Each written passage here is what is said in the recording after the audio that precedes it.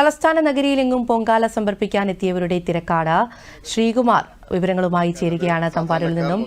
ശ്രീകുമാർ, വലിയ രീതിയിലുള്ള ആൾക്കാർ, പ്രത്യേകിച്ച് സെലിബ്രിറ്റികൾ ഉൾപ്പെടെയുള്ള ആൾക്കാരാണ് ഈ പൊങ്കാല അർപ്പിക്കാൻ എത്തിയിരിക്കുന്നത്. നമ്മോടൊപ്പം ഒരു സെലിബ്രിറ്റി ഉണ്ട്, പ്രത്യേകിച്ച് പരിചയപ്പെടുത്തണമെന്ന് ആവശ്യമില്ല, മഞ്ജു പത്രോസ് ആണ്. എല്ലാ വർഷവും പൊങ്കാല ഇടാറുണ്ടോ? എല്ലാ വർഷവും അല്ല, ഞാൻ കഴിഞ്ഞ വർഷവും ഇനി മുടങ്ങാതെ അങ്ങ് ഇടണം എന്നാണ് ആഗ്രഹം. ഓരോ പ്രാവശ്യം ഈ പറഞ്ഞ വിളക്ക് ഈ പൊങ്കാല ഇട്ട് കഴിയുമ്പോൾ നമുക്ക് എന്താണ് മനസ്സിൽ? ഭയങ്കര ആത്മസംതൃപ്തിയാണ് എനിക്ക് ഫീൽ ചെയ്തത്.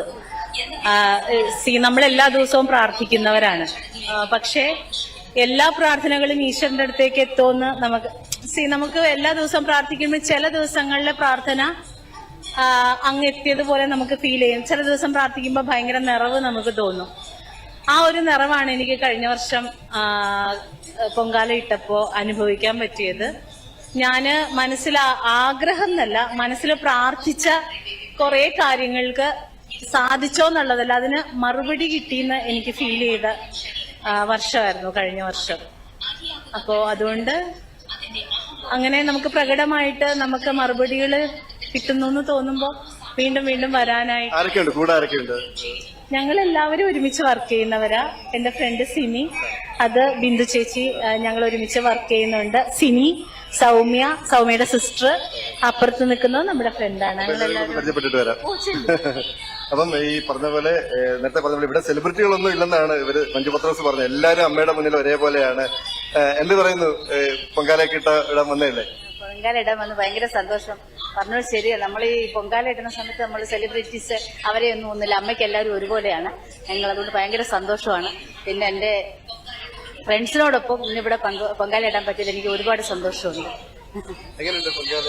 ആദ്യമായിട്ടാ വരുന്നത്, അപ്പൊ അതിന്റെ ഒരു സന്തോഷം.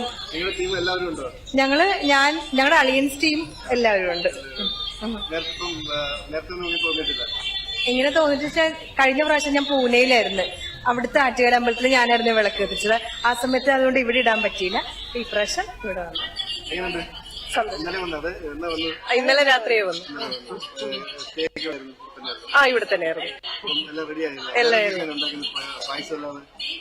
ഇല്ല, ഞങ്ങള് പായസം മാത്രമാണ്. എറണാകുളം. അടിപൊളിയല്ലേ? സൂപ്പറാണ്. കഴിഞ്ഞ തവണ പൊങ്കാല സെക്രട്ടേറിയറ്റ് നടയിലായിരുന്നു, മറ്റേ പോലീസിന്റെ റാങ്ക് ഹോൾഡേഴ്സിന്റെ കൂടെ ആയിരുന്നു, പ്രതിഷേധ പൊങ്കാലായിരുന്നു. ഇത്തവണ ആശാ വർക്കേഴ്സിനെ സപ്പോർട്ട് ചെയ്ത് അവിടെ ഇടാൻ തീരുമാനിച്ച് കലവെല്ലാം സെറ്റ് ചെയ്തതാണ്. അപ്പോ സുഹൃത്തുക്കൾ ഇവിടെ ഇടുന്നോണ്ട് പിന്നെ അവരിങ്ങോട്ട് വിളിച്ചു, ഞാനിപ്പോ ഇങ്ങോട്ട് വന്നു. സന്തോഷം. ഏതായാലും ഓരോരുത്തർക്കും ഓരോരോ കാര്യങ്ങളുണ്ട് ഈ പൊങ്കാല ഇടുന്നതിനായിട്ട്. ആ ഒരു കാര്യം അത് അമ്മയുടെ മുന്നിൽ മനസ്സുരുക്കി പ്രാർത്ഥിച്ചു കഴിഞ്ഞാൽ ഉറപ്പായിട്ടും ആ വിളി കേൾക്കുമെന്നുള്ള ഒരു വലിയ വിശ്വാസമുണ്ട്. ആ വിശ്വാസത്തിന്റെ പുറത്താണ് ഈ ഭക്തലക്ഷങ്ങൾ ഈ ആറ്റുകാൽ വന്ന് പൊങ്കാല അർപ്പിക്കുന്നത്. ദൂരദർശൻ വാർത്തകൾക്ക് വേണ്ടി സത്യരാജിനോടൊപ്പം ശ്രീകുമാർ.